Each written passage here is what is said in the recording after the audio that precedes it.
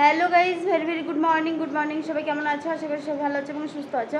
তো অভিক মিত্র ব্লগসে তোমাদের অনেক অনেক স্বাগত, অনেক ভালোবাসা দিয়ে আরেকটা নতুন ব্লগ নিয়ে চলে এলাম। যে যেখান থেকে দেখছো ব্লগটা, সবাইকে অনেক স্বাগত, অনেক ভালোবাসা। মর্নিং তো দেখতে পাচ্ছি রেডি হয়ে গেছে, টাইম একদম ওভার হয়ে যাচ্ছে। এখন পটাপট খালি বাবাকে একটু খাইয়ে নিচে এক দোলক খেয়ে বেরিয়ে যায়। আর গরম দেখতে পাচ্ছি, এখন অবস্থা খারাপ আছে, খুব মন খারাপ সকাল সকালের জন্য। ভাবলাম ওয়েদারটা একটু ঠান্ডা দেবে। কী রান্না হলো দেখো, মূলা শাকটা কতটুকু হয়ে গেল। একটু মূলা শাক করলাম, একদম অল্প হয়েছিল। এখানে চিকেন আছে, ঠিক আছে, এখানে মাছের ঝোল আছে, সেই কারণে আর কিছু করা হলো না। এই দিয়ে খাওয়া হোক। চলো এখন আর কথা বলছি না, এখন কথা বললেই আর খাইয়ে দিতে পারবো না, খেতে পারবো না। অলরেডি লেট, রাখছি, টাটা। হ্যালো ফ্রেন্ডস, স্নান হয়ে গেল, পুজো দেওয়া হয়ে গেছে, একটু বসে বসে হাওয়া খাচ্ছি।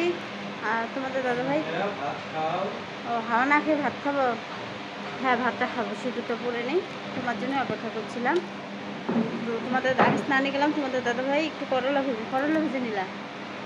তো যাই হোক, চলো গরম গরম করলা ভাজি, তেতো তবুও খাই, ভালো লাগে। গরম গরমটা ভালো লাগে আমার কাছে। গরমে মনে হয় ঠান্ডা লেগে যাচ্ছে। তো চলো সিঁদুরটা দিয়ে নিই আর খেতে বসে যায়। প্রচণ্ড খিদেও পেয়ে গেছে আমার। তো চলো খেয়ে নিই, চলে এসে স্নান করে পরে কথা হচ্ছে। হ্যালো ফ্রেন্ডস, তো সবাই মিলে এখন আমরা চা খাবো। তো চলো, আর চাটা নিয়ে এলাম আর তোমাদের দাদা হয়ে বেরিয়ে গেল, আইতে পাইবে সবাই। তো চলো সবাই মিলে চাটা খেয়ে নেই। বাগান ব্রেডের প্যাকেটটা ওপেনিং করছে। তো চলো, তো আজকে চায়ের সাথে চা আর ব্রেড নিয়ে নিয়েছি। আজকে আমি গ্লাসে খাবো চা। তো চলো খেয়ে নেই দেবা নে। তো চলো খেয়ে নেই, বড় কথা হচ্ছে। চা খাওয়া হয়ে গেছে, রান্নাটাও হয়ে গেল। আজকে তেমন কিছু না, যা গরম পড়েছে আর কি কিছু খেতে ইচ্ছে করে না গো, ভালোও লাগে না খেতে, না খেলে হবে না, সেই জন্য শুধু একটু ভাত তরকারি করে নিলাম। ডালের বড়ি দিয়ে একটু তরকারি হলো, এই হলো রান্না আজকে। তো কে কে পছন্দ করো ডালের বড়ি দিয়ে সব রকম সবজি দিয়ে একটু তরকারি, নিরামিষ তরকারি? আমার তো খেতে মোটামুটি ভালোই লাগে। তো তোমরা কি পছন্দ করো? যাই হোক, গরিব মানুষ, গরিব খাবার। তো চলো ভাতটা বেড়ে নেই আর পটাপট খেয়ে নিই। বাবানকেও খেতে দিই, তিনজনে বসে পড়ি। কালকে তো তিনজনে খাওয়া হয়নি, বলে দাদাভাই আসেনি, পরে খেয়েছে, আমি আর বাবান খেয়ে নিয়েছিলাম।